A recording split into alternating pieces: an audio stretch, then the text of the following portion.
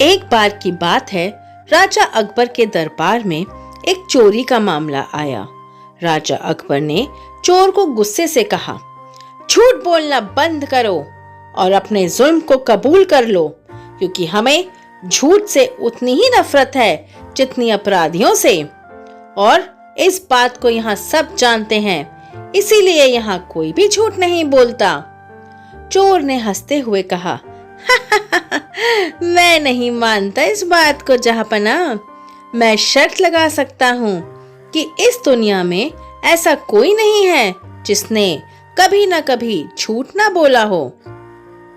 अकबर बोले, मैं ऐसा नहीं मान सकता।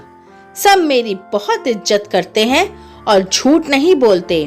अगर मेरे दरबारियों में से किसी ने भी झूठ बोला हो तो मैं अभी तुम्हें बाइज्जत बरी कर दूंगा, और इस बात का सबूत मैं अभी देता हूँ। फिर अकबर ने कहा, दरबारियों, मुझे बताओ कि किसी ने कभी झूठ बोला है। सब दरबारी चिंतित हो गए और एक दूसरे को देखने लगे। कुछ दरबारियों ने डरकर तुरंत बोल दिया कि उन्होंने जिंदगी में कभी भी झूठ नहीं बोला है। दूसरे मंत्री आपस में फुसफुसाने लगे कि क्या झूठ बोल दें कि हमने कभी झूठ नहीं बोला। हमने इतने झूठ बोले हैं कि अब झूठ झूठ ही नहीं लगता।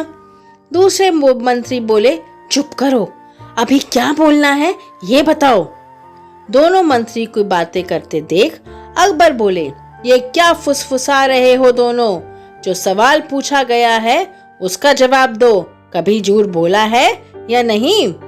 मंत्री बोले, महाराज, झूठ बोलने से किसी का भला नहीं होता, इसीलिए मैंने तो कभी भी झूठ नहीं बोला।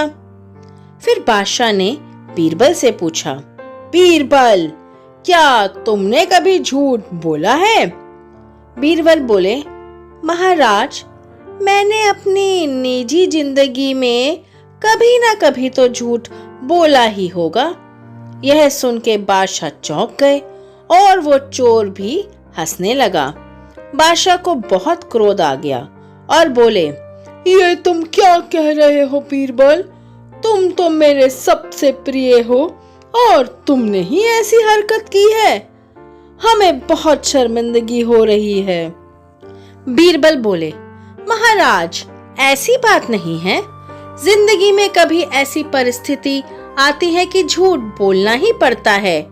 अकबर को और गुस्सा आ गया और उन्होंने बीरबल को वहां से जाने के लिए बोला और कहा कि दरबार में तब तक मत आना जब तक झूठ बोलना बंद नहीं कर देते। बीरबल भी वहां से चले गए और अपने घर में बैठे सोच रहे थे कि कैसे राजा अकबर को समझाएं कि कभी ना कभी झूठ बोलना पड़ता है।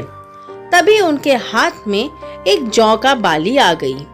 उसे देख के बीरबल के दिमाग में विचार आया और उन्होंने राज्य के सुनार चांदीमल को अपने घर बुला लिया और बोले, चांदीमल, मुझे ऐसे सोने के जौ चाहिए, क्या तुम बना सकते हो? चांदीमल बोले, हुजूर, आपका हुक्म सर आंखों पर। फिर कुछ दिनों बाद राजा बीरबल ने बादशाह अकबर को खत लिखा और एक खेत के पास बुलाने का निमंत्रण भेजा।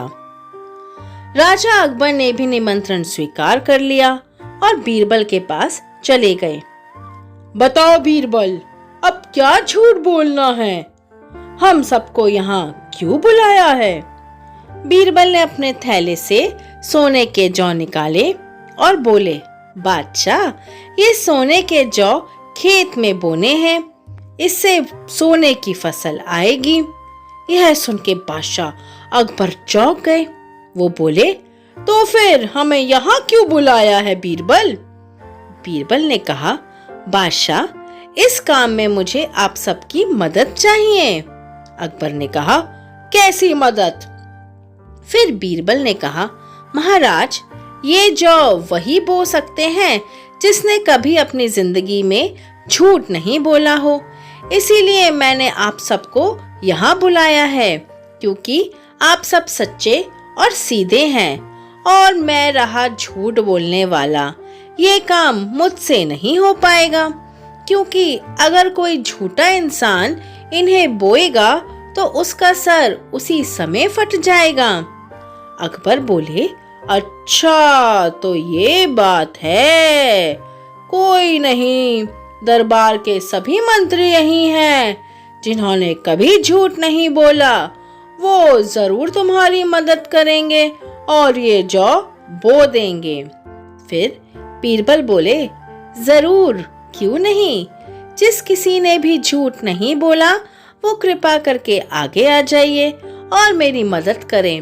आपका सर तो नहीं फटेगा। बीरबल की ये बात सुन के सभी मंत्री पीछे चले गए और शर्म से सर झुका लिया।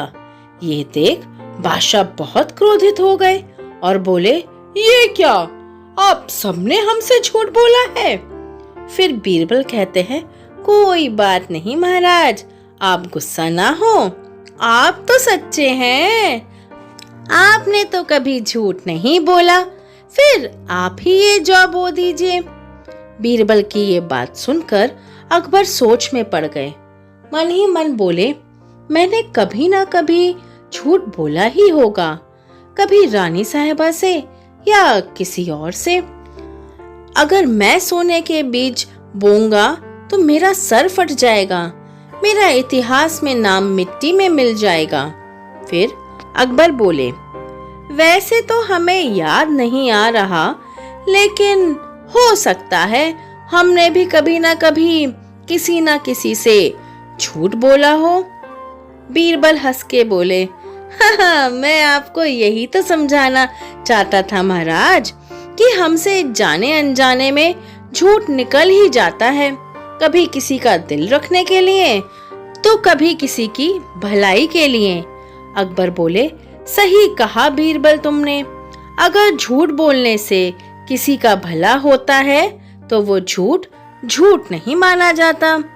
यह सुन के सब हंसने लगे और बीरबल की तारीफ करने लगे।